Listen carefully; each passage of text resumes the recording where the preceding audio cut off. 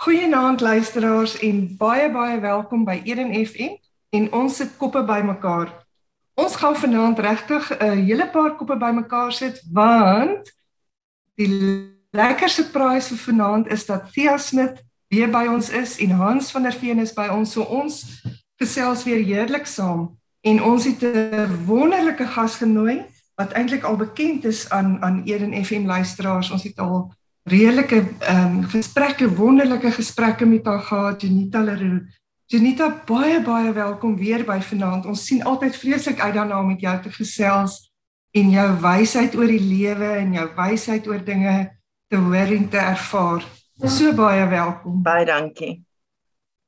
Wil jy dit ander twee ook die luisteraars groet? Ja, dis lekker om saam met julle almal te kuier en saam met Janita ook vanaand te kuier. So welkom en hallo, ek is Thea Smit. Hallo Thea, hallo Renel, hallo Janita en goeienaand luisteraars, sien uit na wat hier gaan uitkom. Luisteraars, ons het vanaand weer 'n baie interessante onderwerp en Janita is 'n verpleegkundige. Sy is ook 'n digter en 'n skrywer, maar sy die grootste deel van haar dag, dink ek, spandeer sy daaraan om pasiënte gesond te maak en die wat besig is om te sterf, te help om gemakliker te sterf. Janita, ek dink ek sê dit reg.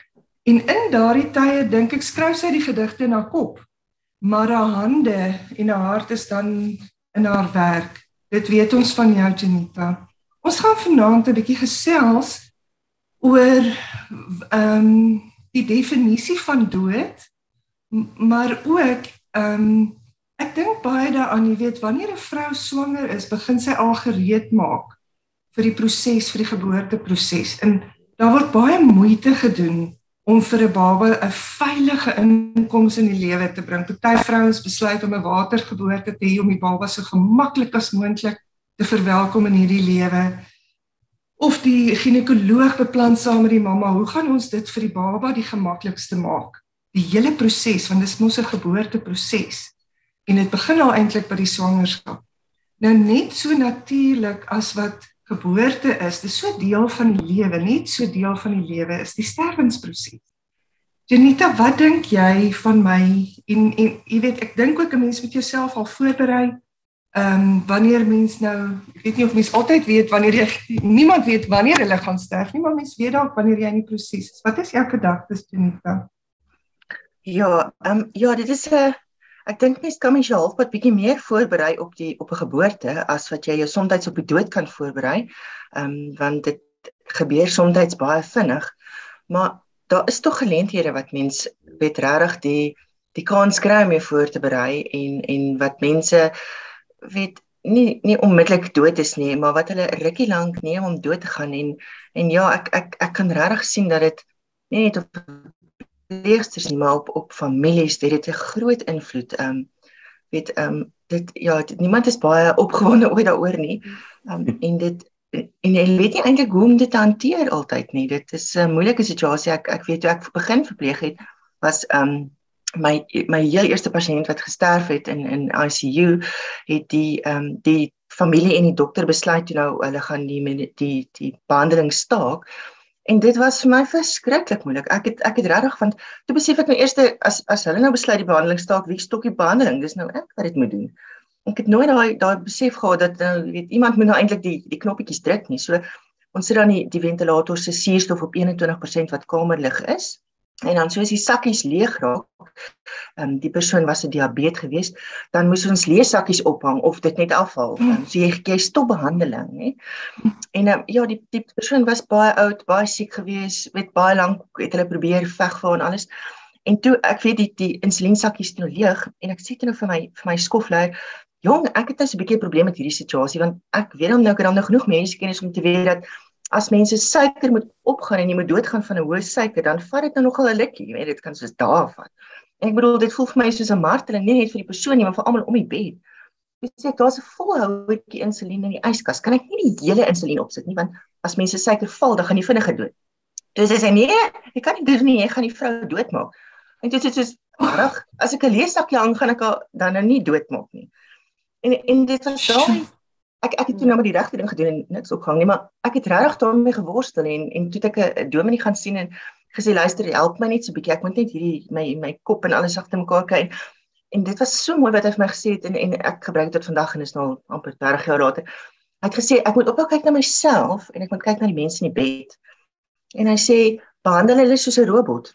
As die lig rooi is, dan stop jy. As die lig groen is, dan ry jy. En jy voel nie skuldig oor enige een van die twee nie, want jy kyk na hulle lig. En dit het so baie verander, want dan kan die mens jouself heeltemal losmaak van die situasie en net na die mense in die bed kyk en besluit, wat is die mense in die bed se situasie? Waar staan hulle in terme van geboorte tot dood? En ja, dit het nogal vir my baie gehelp. Jene, dis baie powerful, Janita, ek hou van die beeld van om na die persoon se lig te kyk en laat die lig vir jou vertel, is ons nou by rooi of groen of geel.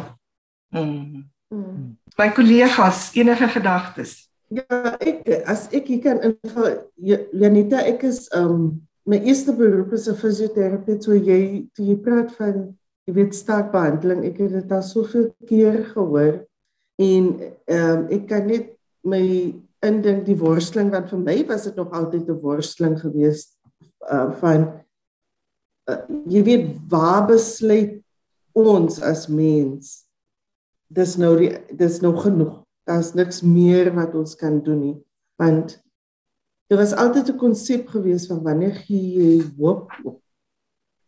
Vir my was dit persoonlik, is dit 'n moment waar ons as mediese mense dan 'n hoop opgee op die pasiënt.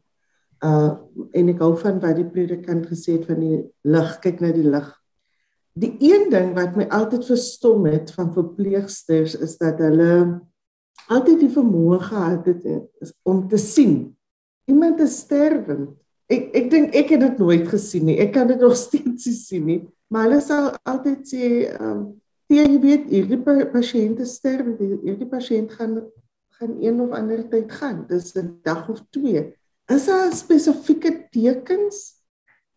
Want vir my lyk die pasiënte nog dieselfde, die monitors is nog dieselfde, soos jy sê. Alles bly nog dieselfde vir 'n lang tydperk. Is daar fisies iets wat 'n mens kan sien in 'n pasiënt? Nee, nie regtig. Ja, jy kan net maar kyk na die beeld, maar jong, ek wil eintlik maar sê dit voel vir my dis 'n gut feeling wat met jare ontwikkel. Weet as jy dan sit soos net dit is net iets wat vir jou sê, ja, hierdie mens, hierdie liggaampie gaan dit net nie maak nie. Hy's gedaan, jy weet. As jy behandeling gee en hulle vat 'n rukkie om te reageer op behandeling. Weet jy gee die adrenalien in die hartklop kom nie dadelik op nie. Hy vat 'n rukkie om op te kom. En ek weet nie, vir my voel dit baie keer ek kan sien hoe alles moeg raak. Ek dink in prentjies. Ek is 'n mens wat in prentjies dink. So ek sien hoe daai hart moeg raak. Ek sien hoe die niere, hulle raak net moeg. Hulle skyn net al minder en minder uit en dan as jy na die hele mens kyk en jy sien al hierdie stukkietjies wat al moer raak, dan die gees is altyd baie keer die ouetjie wat die hardste beklei en dan die hele liggaam probeer aan die gang hou. En wat jy gesê het is interessant en ek het dit ook so bietjie verander my uitkyk daaroor van opgee op iemand, nê. Ons het opgehou ons dink ons gee op iemand, nê. Maar is dit regtig opgee? En dit het my gehelp om ek het eintlik my persepsie so 'n bietjie verander. Ek het nou in die week vir Hans ook gesê, hy het my nou nogal laat dink hieroor. En ek het opgehou om te dink, wat is dood? Ek het probeer dink, wat is lewe? Want dit het dit makliker vir my gemaak en toe ek begin dink, wat is lewe? Toe het ek besluit, ek kan nie sê lewe is 'n hartklop nie, want ons kan 'n hartklop gee, weet. Ek kan nie sê lewe is as jy kan praat nie, want ek het nou mense gesien wat nee. So en asemhaling, wat is 'n lewe? En toe het ek vir myself besluit, lewe is liefde. As jy kan liefde gee en liefde wys vir iemand, nie, dan is dit lewe. So die Alzheimer tannie wat daar in die ouete huis is wat niemand meer herken nie. Sy's heeltemal in haar eie wêreld. As jy vir haar pop gee nie, yes, sy's lief vir daai pop. Sy hou hom vas, sy troetel hom sy kan nog liefde gee. Maar daai mens wat breindood is, wat net daar lê, wat ons aan die lewe hou, hy kan nie meer liefde gee nie. Hy kan nie, weet sy vrou druk sy hand en sy kindertjies huil om hom, maar hy kan dit nie antwoord nie. Hy kan dit nie teruggee nie. En dit is vir my wat vir my dit makliker maak om te sê hy kan nie meer liefde gee nie. En ek gee nie op hom nie. Ek hou nie op om te hoop vir hom nie, maar ek hou op om te probeer aan die gang hou, om sy liggaam te probeer uitmergel. Ek hou op om dit te doen. Maar ek het nog altyd hoop dat iets gaan gebeur en totdat daar nou 'n flatline is, bly ons altyd hoop, maar ek gee nie op nie. Ek hou net op om aan te gaan, om te martel, wil ek amper sê. Ek hou van wat jy sê, Janita, want opgee wat sou opgee beteken? Dit sou beteken ek gee op om jou die kans op die lewe te gee, maar die sterwensproses is mos ook nog 'n proses. So as ek behandeling staak of ek hou op om jou te martel, dan help ek jou eintlik in jou proses. Dan is jou proses nog steeds die belangrikste proses. Hans, wat is jou gedagtes? Ja, toe Janita die woord opgee oor praat, het ek gedink dis amper soos van asof ons iemand toelaat om aan te gaan, en ek weet sterf is tog die ander kant van die muntstuk van lewe. En ek dink daai balans te probeer soek, en Janita, ons het gepraat oor die mediese model, jy weet, sien eintlik sterf soos verloor, en iets wat daarbey aansluit is omdat daar so groot klem op die mediese model van mense in die lewe hou en hospitale toegerus is om mense in die lewe te hou, sterf baie mense in hospitale waar sê nou maar in ons ouers se tyd en so het mense baie meer tuis dood gegaan omring deur hulle geliefdes. Ek sal graag wil hoor wat is jou gevoel daar rondom? Janita, kan jy daai vraag parkeer? Okay. Kan jy hom parkeer? Luisteraars, ons gaan gou 'n advertensiebreek neem en ons gaan luister na 'n wonderlike liedjie terwyl ons nou van die beide kante van die muntstuk praat, van Joni Mitchell, Both Sides Now. 'n lieflike engel van 'n gas en dis Janita Leroux. Sy is 'n digter en 'n skrywer, maar sy's ook 'n verpleegkundige en bied so baie vir mense om haar. Janita, voor die breek het Hans vir jou 'n baie belangrike vraag gevra en ek wou nie jou in jou antwoord onderbreek nie. Hans het gepraat oor die medisy wat baie keer praat van 'n mens verloor iemand wanneer hulle sterf. Ek weet in die movies altyd dan sê hulle I'm so sorry we've lost him. Wat is jou siening daaroor? Ja, dit is ook maar uit ervaring van pasiënte wat ek dit gesien het.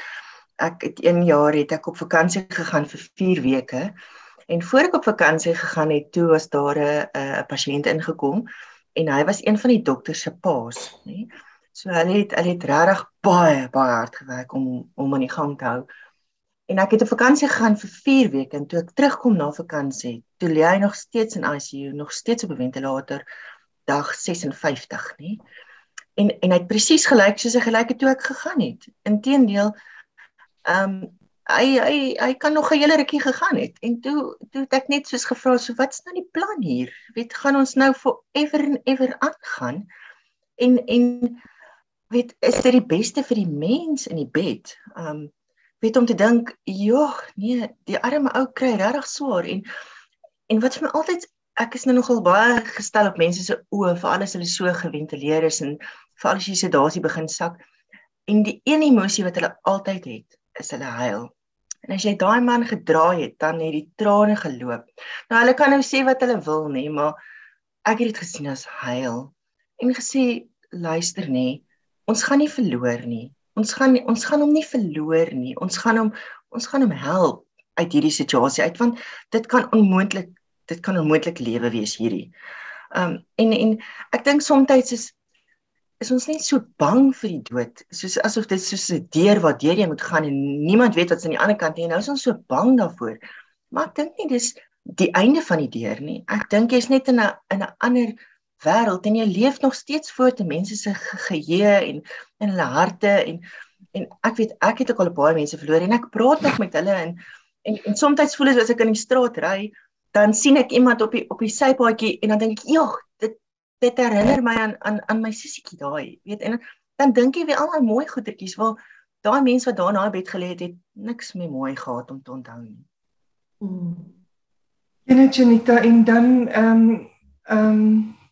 het ons ook genoem dat in die ou tyd het meer mense by die huis gesterf. Maar soos wat jy weet, soos wat daar vordering was, het meer mense sterf in die hospitaal, en ek dink met COVID het ons dan ook gesien dat baie mense geïsoleerd sterf. Jy weet, en my filosofie vir myself is om sin in die lewe te sien is, ek glo dat as mens sterf, jy stap daai paadjie alleen. Jy moet die oorgang maak. Al is daar 100 mense langs jou bed, hulle kan jou nie help nie. Jy maak die oorgang. So wanneer ek sterf, wil ek sê, yes, Nella, let's go. I'm fine. Jy weet, ek het alles gedoen wat ek wou gedoen het, en ek is met myself fine. Maar ek dink dit is vir die mense wat langs die bed staan, amper swaarder. Die persoon wat besig is om te sterf is in sy eie proses. Hy is besig om sy eie finaliteite te bereik en closure te kry oor goed in sy lewe, sodat hy met die oor kan gaan. Nou het ek my vraag vergeet wat ek jou wou vra. Ek het 'n antwoord. Asseblief. Ek dink wat baie keer mense voor bang is dat hulle weet nie hoe om dit hanteer nie. As iemand nou doodgaan, wat moet ek nou doen? Hulle gaan dood. Wat moet ek doen? En ek dink dis hoekom mense hospitaal toe bring, want hulle weet net nie wat om te doen. As ouma nou vandag hier moet doodgaan, wat moet ons dan doen? Hulle weet net nie hoe om dit hanteer nie. En ek dink dis nou waar ons in die wêreld bietjie val, om mense te leer wat om te doen. Sit daar, hou ouma se hand vas, nê? Gesels met haar, sy kan jou nog hoor, vryf haar kop, wees lief vir haar, daai tipe dingetjie. En ek dink as ons dit vir mense kan leer, dat hulle hoef niks te doen, jy hoef nie op te spring en te begin CPR en al die ander goeders doen, jy hoef dit nie te doen nie. Sit net daar en wees net lief vir die mens.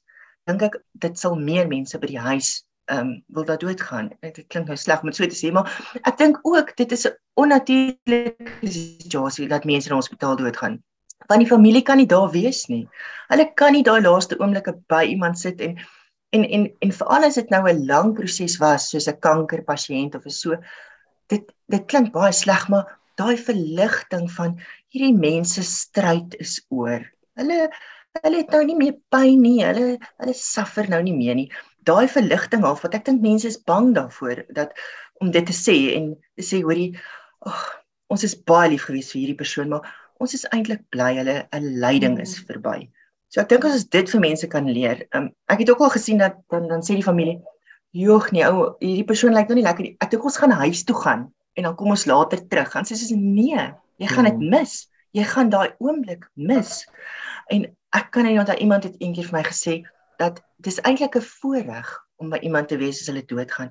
Dis 'n geskenkie wat jy kry om by iemand te wees en daai hele proses deur te gaan en daai saligheid van as iemand dan net dood is, soos dis nie jy hoef nie bang te wees daarvoor nie. Dis nie soos hierdie, ek sal jou bang maak hierdie movies en goeders nie. Dis eintlik 'n vrede en 'n rustigheid. En daai persoon, ja, dis nie ek sal voor bang te wees nie. Janita, jy laat my dink aan die fliek wat ons almal seker gesien het, The Curious Case of Benjamin Button, waar hy gebore word as 'n ou mens en dan eintlik van oud wees af jong weer baba word. En dan hy raak verlief op iemand wat weer gebore word as 'n baba en oud word en hulle deur die lewe gaan. En ek dink die artikel wat Hans die week met ons gedeel het oor sterfte, die een ding wat by my vasgesit het is dat daardie persoon, en jy het nou ook dit gesê, die persoon het eintlik vertroeteling nodig, soos 'n baba. En hoe wonderlik dit sou wees as ons dit kan gee vir ons familielede. Ek probeer altyd, wanneer 'n mens weet mos nooit hoe lank 'n persoon gaan lewe nie. En iemand kan sterwend lyk en dan is dit nog 2 of 3 weke, dan is die persoon nog steeds sterwend. So, van my kant af probeer ek altyd vir die familie sê, maak memories. Want dit voel vir my, dis die een ding dat die persoon in die gang hou as die persoon weg is. Ek weet nie, as verpleegster is daar spesifieke kursusse of opleiding wat jy kry om familielede te help met hierdie sterwingsproses. En hoe kan ons familielede beter help? Want dit is net soos wat jy sê, ek stem saam met jou. Dis die familie wat dit die moeilikste soms vind. Nee, daar is ongelukkig nie so 'n proses en dis soos ek sê, daar's 'n leemte definitief om meer sterwensbegeleiding te doen. En ek dink dit is baie te doen ook met die hospitaal opset, van hoe die hospitale gestruktureerd raak. As jy 'n hospitaal het wat baie onkologie pasiënte het en wat so 'n bietjie van 'n psigiatriese deel het, is die ingesteldheid baie meer om sterwensbegeleiding te doen en ons noem dit palliatiewe care, om regtig mense te ondersteun. Maar as jou hospitaal se opset soos dat jy glad nie 'n onkologie afdeling of 'n psigiatriese afdeling het vir daai bietjie ondervinding het nie, as dit net soos 'n hospitaal waar mense net gaan vir operasies, also is daar ingesteldheid baie anderste. En is asof die mense nie daai blootstelling gehad het van hoorie, dis regtig oukei om net palliatiewe sorg te gee nie. So dit hang van situasie tot situasie af, maar daar's ongelukkig nie. Dit is, ek sê waar ons maar na kerke en na die geestelike mense moet kyk om ons te help, want in die mediese wêreld self, ek dink nie eers dokters kry dit nie, inteendeel ek is verseker dokters kry dit nie. Baie keer dan sal die dokter nog iets sê, dan sê ons, jete dokter, ons stem nou nie heeltemal saam met hierdie besluit nie, want dis asof hulle soms nie weet wanneer om op te hou nie. Hulle sal vir jou sê, die adrenalien moet jy nou nog opskuif en nog opskuif en nog opskuif, doen dit dubbelsterkte, en soos, dokter, ons het nie meer adrenalien in die hospitaal nie, ons moet ergens nou ophou, ons moet nou stop hierso, ons kan nie nog aangaan nie. En hulle, so dokter self, het partykeer daai leiding ook nodig. En Janita, jy sê nou 'n ding wat my na in die hart lê, want dit is een van die vrae wat ek vir jou wou vra, is dit dan goed om alles so aan die gang te hou? Jy weet, mens beleef partykeer, en dis presies wat jy sê, die dokters het tog geëet afgelê om, jy weet, vir lewe te veg. Maar dis vir my eintlik 'n tekortkoming dat hulle nie die sterwensproses as deel van die lewe sien nie, dat jy eintlik iemand moet help, eerder as om lyding te veroorsaak, soos jy vroeër gesê het. So dit was een van die goed wat ek wou weet, is hoe ja, daai besluit is maar 'n moeilike besluit nie, maar om die proses van sterf te erken, en ons het net nou gepraat oor die familie langs die bed, en ek dink, kollegas, julle help my bietjie praat hier oor die psigologiese proses van sterf. Wat gebeur in 'n persoon se binnekant? Jy weet, want dis baie keer vir pasiënt, vir die mense om die bed ontstellend.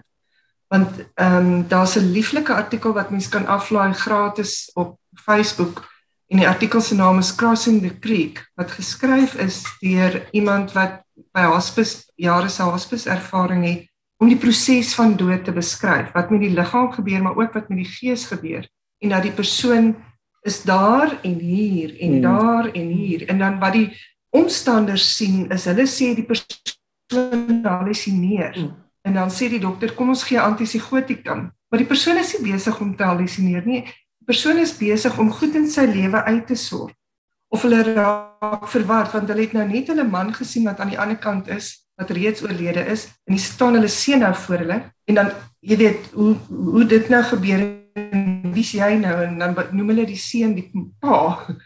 So die familie dink die persoon is verward, en die persoon is psigoties, en hallusineer, maar eintlik is dit deel van die persoon se proses om te sterf.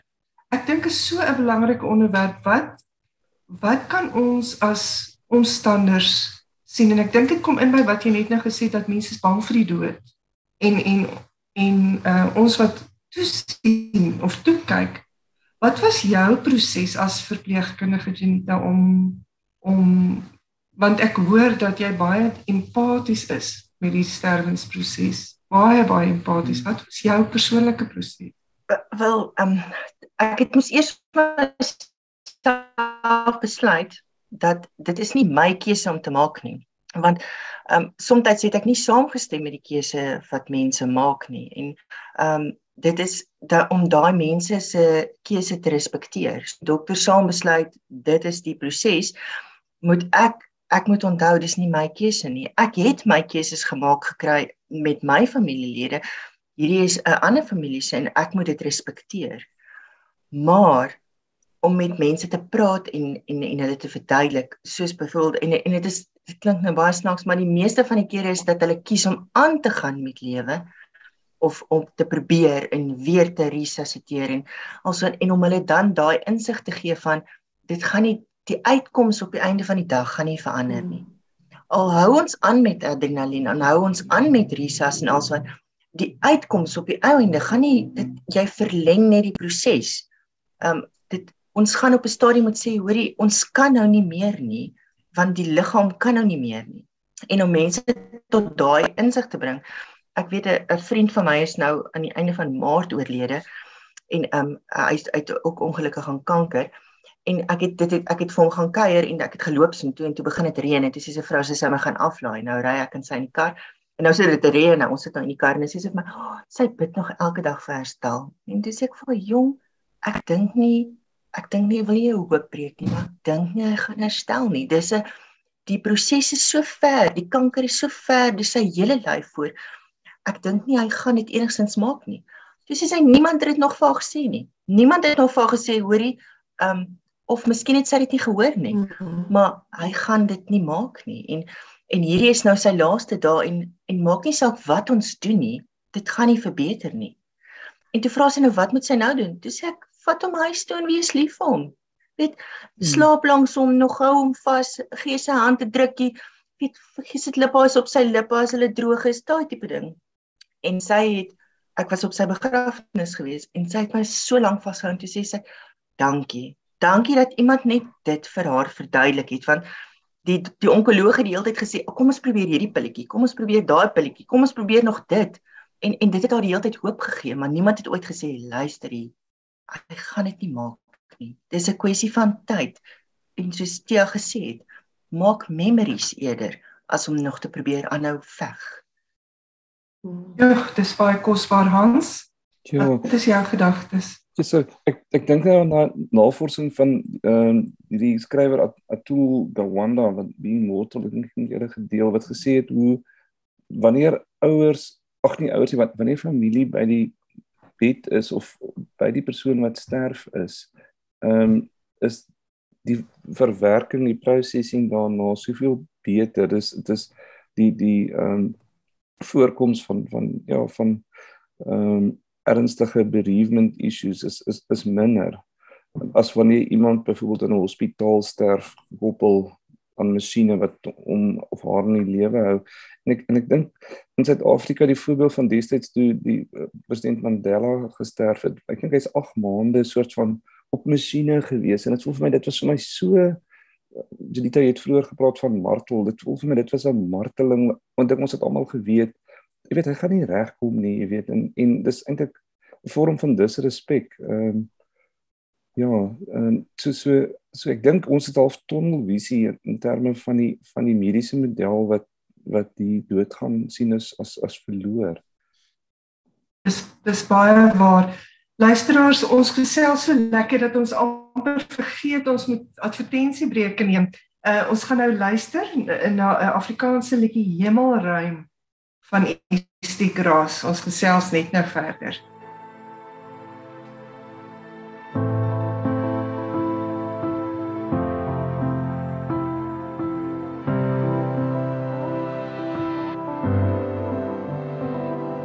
Die somerson laat alles in grys gesluit en stilte sing deur die donker verwyd. Siele verweef en drome weerkaats teen die ruit, warrelwinde sing sag in die sluise van die nag. Die dou val sag op die gras in die nag, die maan soet val uit die lug. tel het op voor die aand weer kom en die hemel ruim skitter. Die dou val sag op die gras in die nag, die maan is soet, val uit die lig, tel dit op voor die aand weer kom en die hemel ruim skitter.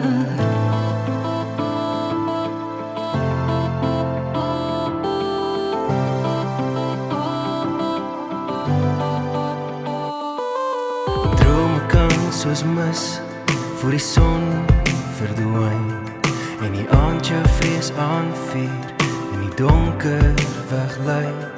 As die dagbreek kom, sal die son weer skyn. Gister is vergete, 'n ou herinnering. Die dou val sag op die gras in die nag, die maan is soet, val uit die lug, tel dit op voor die aand weer kom.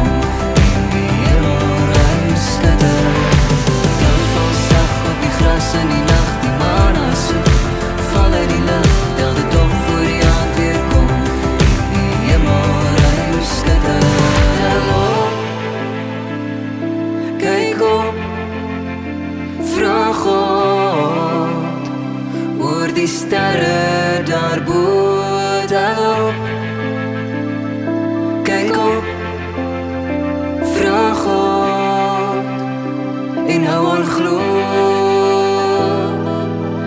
Val sag op die gras in die nacht, die maan is soet, val uit die lucht, tel dit op voor die aand weer kom en die hemel ruim skitter.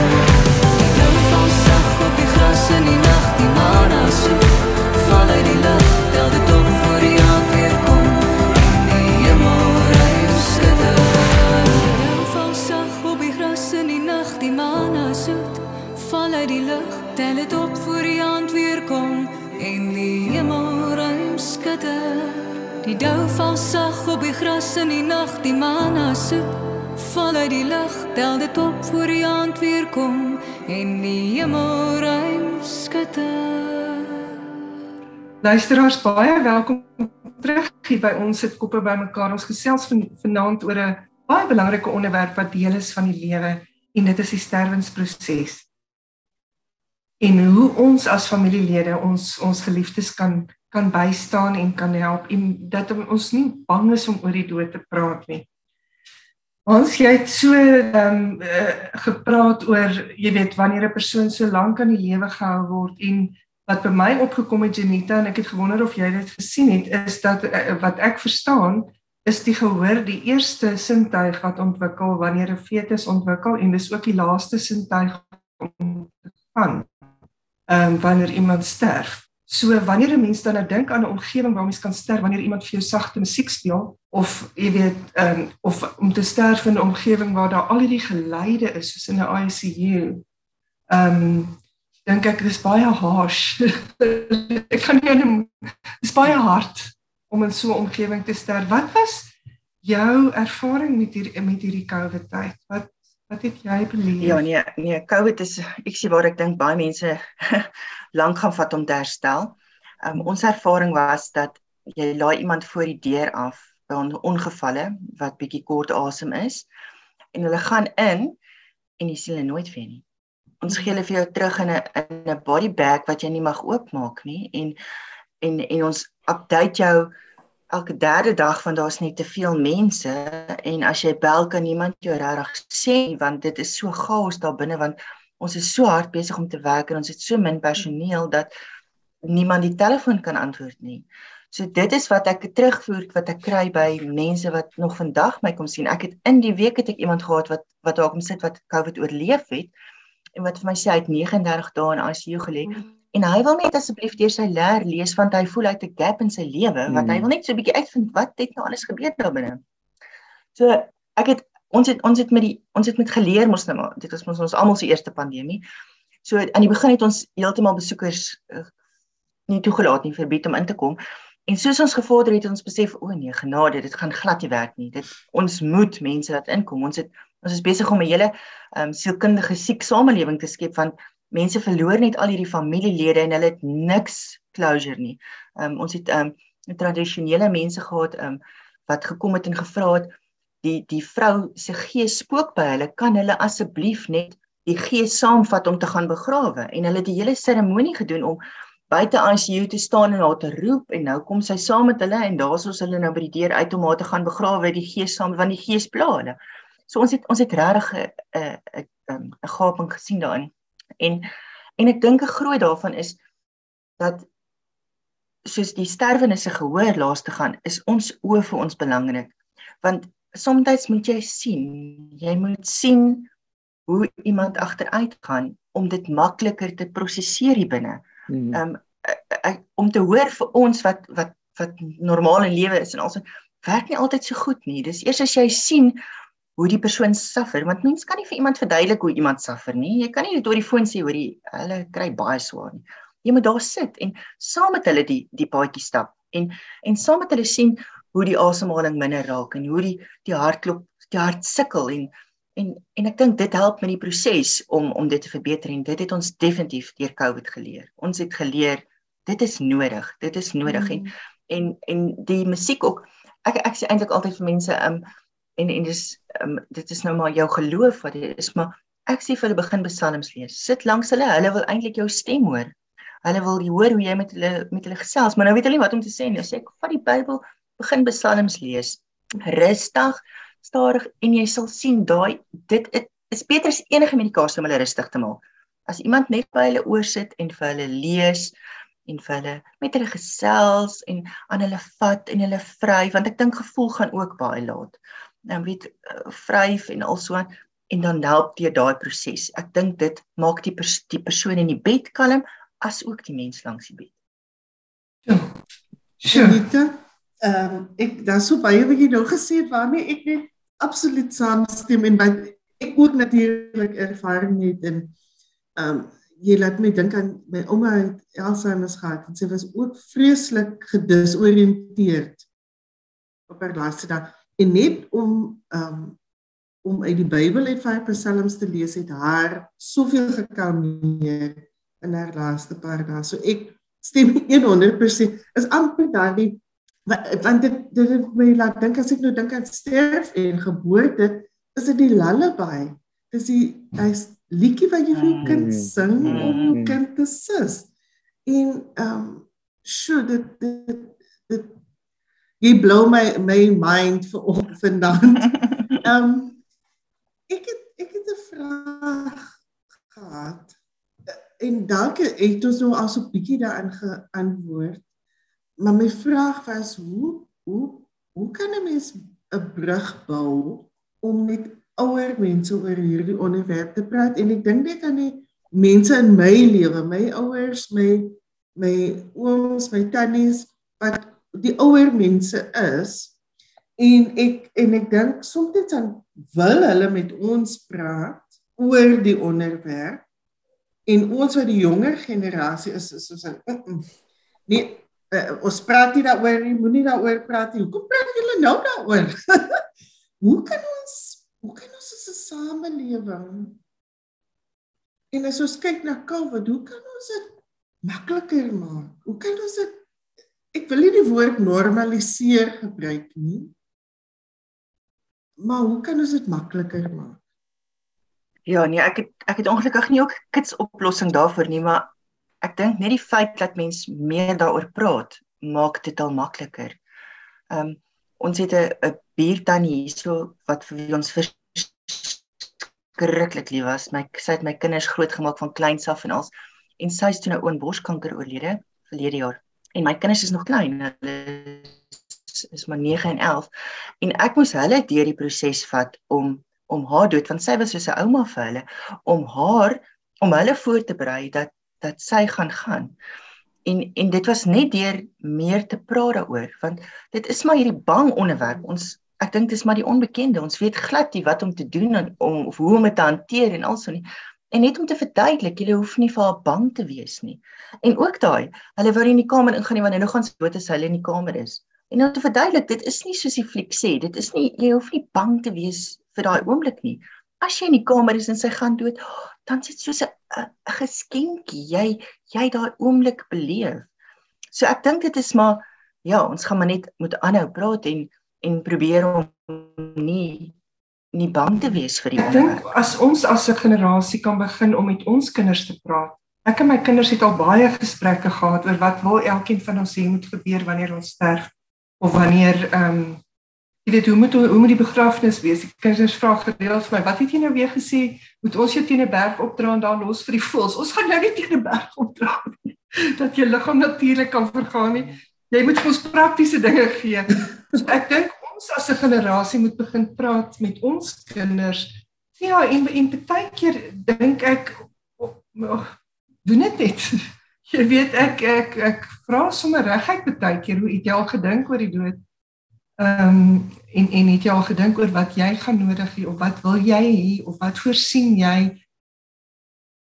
Want ek self wat nou in 'n ouer generasie begin gaan, wat nou in 'n fase is waar ek oor my legacy dink en oor wat mens as mens begin myself outomaties baie meer dink oor die dood. Dit is die natuurlike ontwikkelingsfase waarin ons gaan. So die ouer mense dink in elk geval daaraan. En ek dink is ons wat bang is om met hulle te praat. Ek moet eintlik vir julle iets baie snaaks vertel. My ma op haar ouderdom het sy na my pa gesterf het sy 'n boyfriend gehad, Oupa Pieter het ons hom genoem. En hulle het baie gereeld by ons kom kuier en hy het siek geraak en ons het hom hospitaal toe gevat en dit het regtig gelyk. Ek dink die verpleegsters het ook gesê hulle moet miskien maar sy familie kontak. En my vriende noem my 'n dying doula. So ek het dit toe op my gevat om met hom te begin praat daaroor. En hy was half komatoos en ek het by sy oor gesê, Oupa Pieter, jy kan gaan. Ons sal dit hanteer. En my ma sal okay wees. Jou kinders is okay, hulle is groot. Jy kan maar gaan as dit tyd is. Maar hy maak sy oë so oop en hy sê vir my, "Maar moet ek gaan?" En hy het nog 3 of 4 jaar daarna gelewe. So jy moet jou tyd goed kies, ja. Nog nie daai 6de sintuig gehad het in die dag. Maar ek dink die dokters, ek het aangevoel, soos Janita sê, baie keer is die dokters dit ook nie gemaklik om dit te praat nie. Ek dink die verpleegpersoneel, Janita, is meer oop daarvoor nie, want julle is die mense wat dit hanteer, of hoe? Ja, nee, verseker. Ek dink ook wat baie mense voor bang is die pyn aan verlies. Weet, as die persoon doodgegaan het, want nou moet jy jou lewe aangaan sonder daai mens. En ek dink niemand van ons hou van verlies nie. En ek dink dis hoekom ons dit ook vermy, want ons wil nie daai verskriklike pyn, jy wil nie eers daaraan dink nie. En dis nou weer ook daai van om te onthou dat iemand in jou gedagtes is, jy kan hom onthou, jy kan maak memories, weet, goedertjies wat jy kan onthou en storieetjies wat jy kan vertel later en ja, dit na baie jare, my sussie is nou al 22 jaar dood. Na baie jare kan ek sê ek het nou daai memories en dis goue memories. Dis weet ons ek onthou dit daai goue goedertjies en mense vergeet dit nie. Jy vergeet nie daai special bond nie. En sy sal tot ek doodgaan, sal sy my sussie bly, al is sy nie meer hier nie. Janita, weet jy, dis iets wat vir my baie sin gemaak het, soos wat ek ook my familielede verloor het, is net hierdie konsep en jy het vroeër daaraan geraak, van die siel, die liggaam, die siel en die gees. Want jou liggaam gee op, en in 'n manier, jy het gepraat van liefde gee, lewe is liefde, en wanneer jou siel dan, wat jou gedagteproses is, of om te herken, ook nie meer heeltemal funksioneer, dan is dit net jou gees wat oorbly. En iemand het eendag vir my gesê, hulle sien dit dat die gees raak te groot of te sterk vir die liggaam. En dan moet die gees die liggaam verlaat en teruggaan na waar hulle vandag gekom het. En vir my, ons praat nou van die dood, maar ek hou van die konsep wat ons begin het meer, Ronja, waar jy begin het van geboorte, lewe en dan sterwe, dat dit is 'n begin van die gees. Jou gees kry wat jou hele lewe deurdra en dit moet teruggaan. van waar dit gekom het. En dit is nie 'n einde nie, dis 'n nuwe begin. Dis 'n nuwe begin. Van 'n dink jy volgende daarvan, proses. Janita? Ekskuus. Wat dink jy daarvan? Ek hou baie daarvan. Ek dink verseker dis so. Ek dink ons as ons dood gaan lewe ons net in 'n ander gedaante en mense kan nog steeds kontak hê met mense wat dood is. Ek hou baie daarvan. Janita, op daai noot, het jy vir ons 'n gedig? Ja, ek het vir julle gedig hierso, en dit is nou juis vir iemand wat ek so verpleeg het wat breindood verklaar is, en toe moet ons dan die masjiene afsit. Beraad. Sy hart wil nie aanvaar dat sy verstand moet opgegee het nie. Vasgevang agter ribkastralies, afgesny van alle suurstof, spartel hy verwoed om siel en liggaam aan mekaar te hou. Maar juist dit wat hy probeer onderhou, het hom verraai, hou hom gevange. Hy weier egter om so sy longe net nog 'n gehoorsame slagoffer van sy brein te wees, maar hy kan nie verlang so alleen stry nie. Stadig maar seker sluip die dood in en laat 'n verslae hart agter. Sjoe. Baie dankie. Laaste gedagtes van julle almal af, Hans? Of miskien 'n kort laaste vraag? Ja, ek dink my kollega by die werk het ek van John Bowlby aanhaling van ons is gewire om te attach en ja, so dit maak dit moeilik om daai ander deel van die ekke in ons lewens te verloor. Maar ja, dis 'n voorreg gewees om met julle te gesels en te luister na julle insigte. Dankie. So dis powerful dat ons is gewire om te attach en dan om te detach is 'n pynlike proses. Ja? Dink ek hou van die konsep van jy weet die dood is nie finaal nie.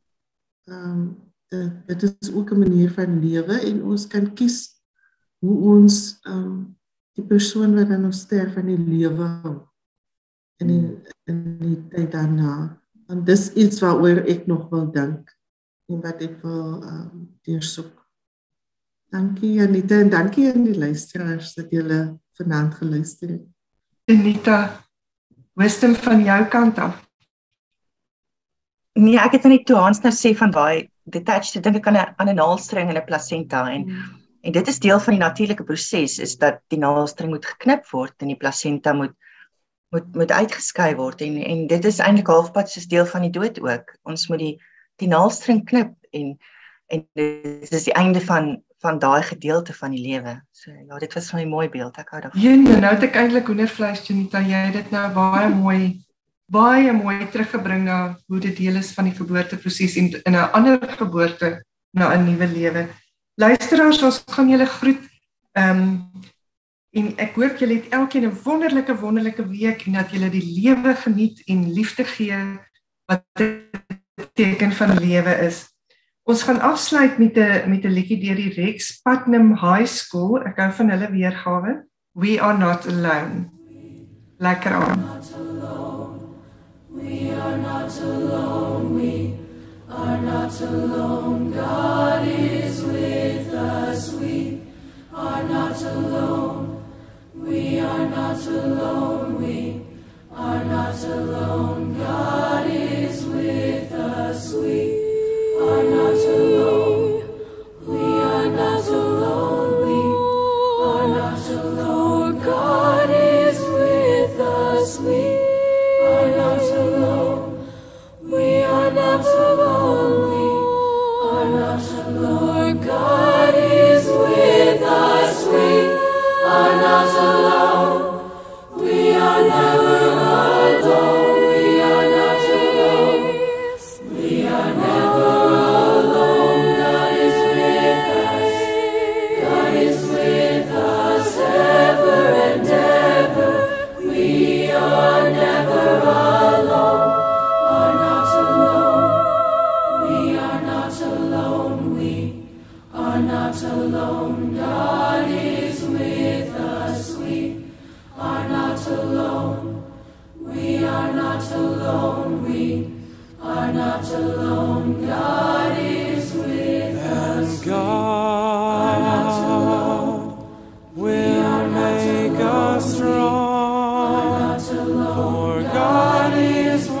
with us. We are not alone.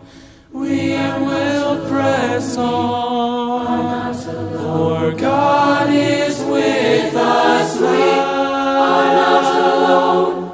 We are never alone. We are not alone. We are never alone. God is with us. God is with us ever and ever. We are never alone.